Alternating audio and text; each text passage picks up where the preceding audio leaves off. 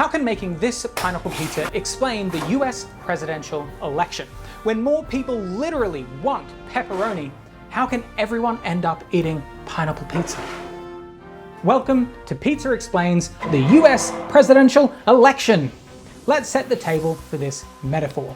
Every 4 years, each US citizen aged over 18 gets to vote for their next president, or topping, from two major parties, Democrats and Republicans.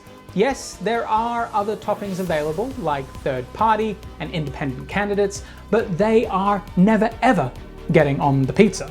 It's a two-topping system, meaning two political parties and their presidential candidates dominate the pizza. Whoever wins the election is the only topping for the next 4 years. For Pizza to Explain, let's imagine the voting public as all the guests at a house party.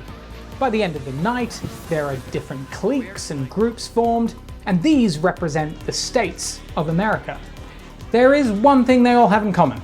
They all want pizza! Sadly, remember, it's a two-topping system, and everyone has to choose between one of two types of pizza. Two pizzas? And they divide opinion. We have pepperoni or pineapple, that is it. I'll let you decide which one is which in the next election. With options limited, how does the house party decide? Simple democracy, right? They take a vote, and whichever topping receives the most votes wins. It's simple. Not so much. You'll hear people talking at the house party a lot about the popular vote. Pizza. Great equalizer. This is just a tally of individual guests' votes for each topping. Whichever topping or president gets 50% or more of the total votes is the popular vote.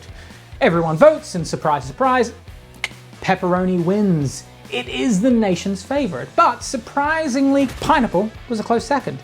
Plenty of people voted for pineapple, and this doesn't even mean they wanted pineapple pizza. It could simply mean they didn't want pepperoni. So, the majority voted for pepperoni. So we're getting pepperoni, right? Nope, not that simple. Because just like in high school, the popular vote in reality doesn't mean a thing. It's the states of America that decide the president. And you'll remember at our house party, that means it's the groups and the cliques that decide the outcome, not the individual guests. Who said democracy was easy? That's why we're using pizza to explain. What actually decides the winner is called the Electoral College. There are a total of 538 votes divided between the states. And to win the presidency, you need more than half of these votes, 270. Every state gets exactly 2 Electoral College votes for each of its 2 senators, plus a number of votes based on its population size. So the bigger the state, the more Electoral College votes they get. Let's get back to the pizza. If the whole pizza represents the Electoral College votes, each different sized slice represents the individual states and their number of votes. Back in our house party, some groups are big, like California, and others are small, like North Dakota. When the groups vote, the majority rules and winner takes all. For example, if more people in the California group vote for pineapple, even if by a small margin, President Pineapple gets all of California's 54 Electoral College votes, a massive slice of pizza. If the majority in North Dakota's clique vote for President Pepperoni, they only get 3 Electoral College votes. That's a pretty small slice. We also have critical swing states of a decent size, and these votes could go either way, pepperoni or pineapple. And this can be the difference maker between the topping we end up with for the next 4 years.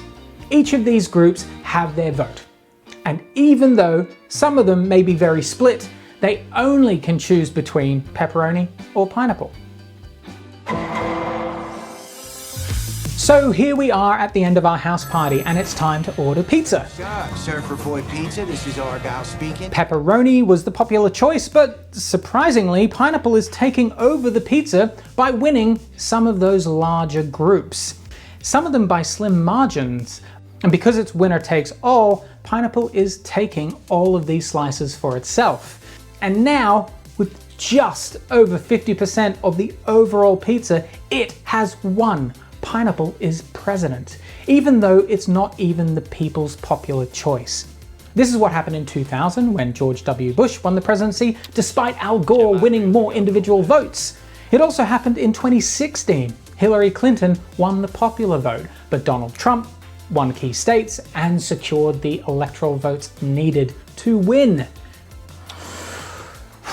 And that's how the US presidential election is not simply about who gets the most overall votes, but about who captures the most electoral slices or states to win. So whether you love it or you hate it, everyone is eating fruit pizza. When this is over, I'm thinking pineapple pizza and teen video movie fest. If this helped you understand a little bit more about the US elections, or if you just came for the pizza, share it with a friend. And if you want to see more pizza-related content, maybe the pizza dough recipe, for example, then subscribe. And just like everyone for the next 4 years, I will be eating pineapple pizza.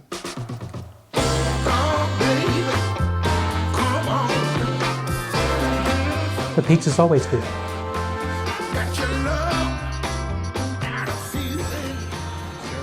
Surfer Boy Pizza, this is Argyle speaking. We make everything fresh here at Surfer Boy except for our pineapple, which comes from a can. But I still highly recommend slapping some juicy pineapple on your pie. Oh, fruit on your pizza's gnarly, you say? Well, I say try before you deny. Hello?